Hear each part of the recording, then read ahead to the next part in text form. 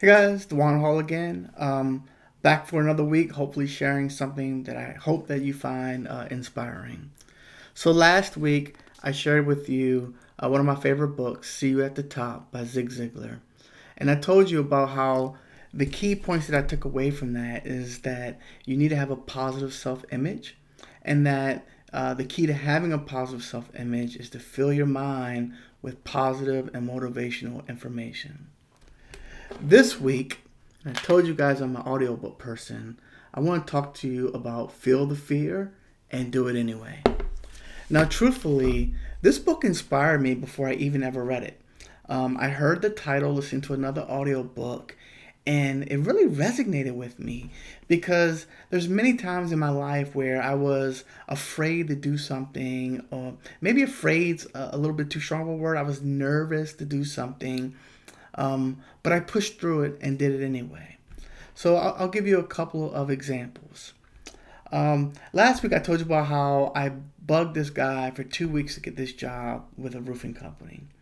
Well, after, I don't want to say 10, 15 years in the IT industry, I started bugging another gentleman who's actually my mentor now.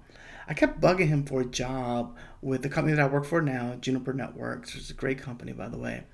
I would email him every quarter. Every 3 months, I would email him and say, "Hey, you got a job?" And for 2 years, he told me, "Nope, he didn't have anything, but he'd keep me in mind." Well, one day, he actually reached out to me and said, "Hey, I have an opening. Good luck." And I got the job, and all of a sudden, I was afraid. I was nervous. Here I've been asking for this job for 2 years, and I was nervous.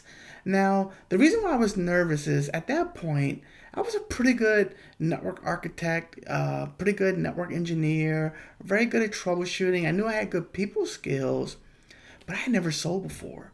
This job was a sales engineer job working for a company that was extremely prestigious. And I knew a couple of people that worked there, and I knew how good that they were. And honestly, I didn't feel like I was good enough. So I really pushed through and did it anyway. Now, to attack this nervousness, I started listening to a bunch of audiobooks about sales and learning the sales side of things because I felt pretty confident in my ability to handle the technical side, but I wasn't that confident in my ability to handle the soft skills side or the sales side. Now, it turns out this actually became a strategic advantage for me. It turns out that most of the sales engineers, they didn't really know the sales side. They were good people skills, but they didn't really understand the sales process or as much as I thought they did. Don't get me wrong, plenty of good sales engineers that did, but I became one of those rare folks in the company where I was strong technically and I had a strong sales side.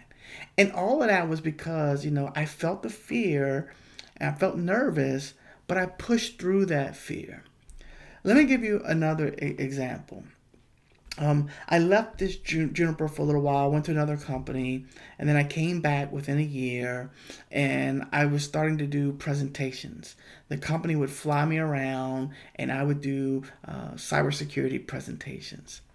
And before each presentation, I would get nervous. And so I'm a big believer in visualization. I had this visualization process I would go through, where in my mind I would put on this white T-shirt that said "confidence" written in big bold letters.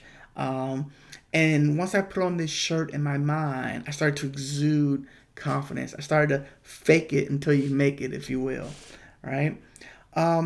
Well, at this one particular time, I was doing presentations for the Department of Defense on cybersecurity, and that chatterbox, that little voice in my head kept saying, "What do you mean? Why would you be talking about cybersecurity to people in the Department of Defense?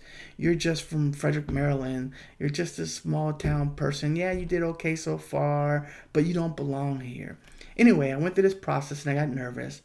But there was a gentleman there who was one of the best speakers I've ever heard in my life. I mean, this guy is the epitome of a great speaker, great motivational speaker.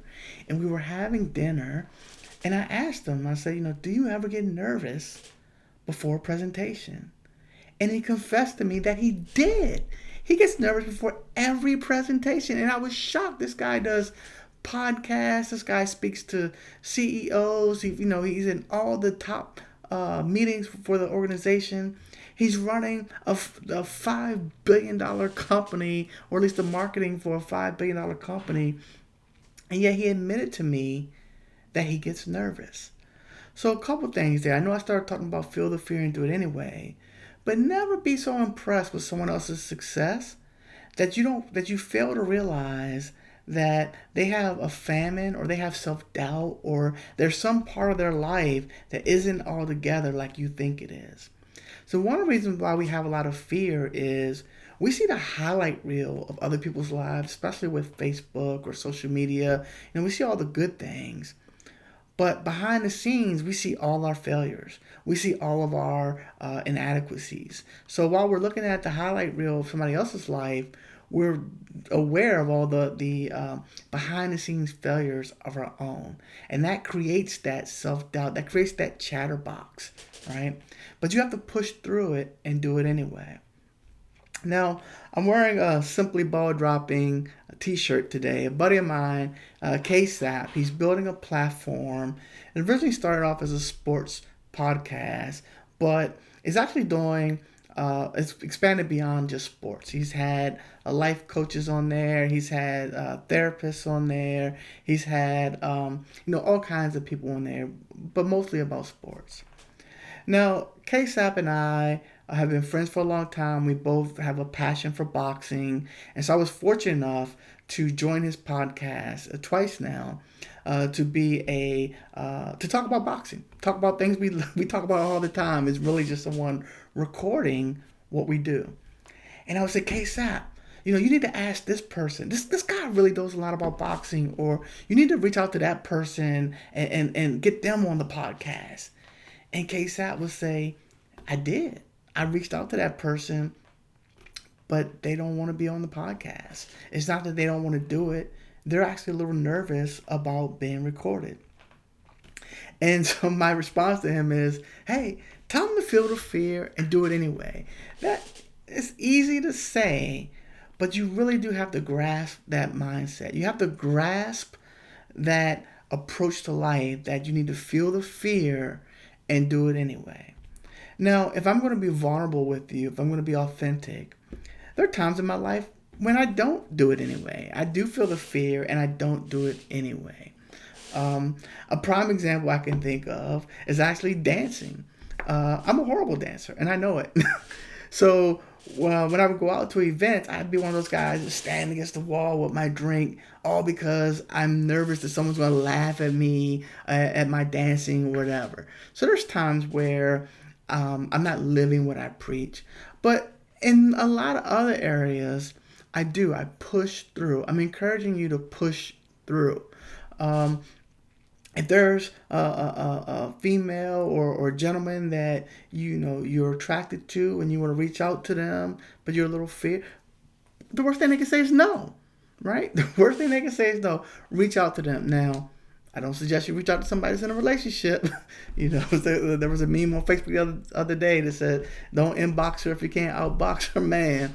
I don't want you to get yourself in trouble, but I do want you to look for things in your life, push through the fear, and do it anyway. There's a phenomenon in life where things that we hope for, people self-sabotage. There may be a promotion available at your job, or maybe you hate your job, but you're scared to move on because it's comfortable, right? Push through the fear, right? Feel the fear, because the fear is never going to go away. The thing is, we always think that the fear is going to go away and then we'll do something.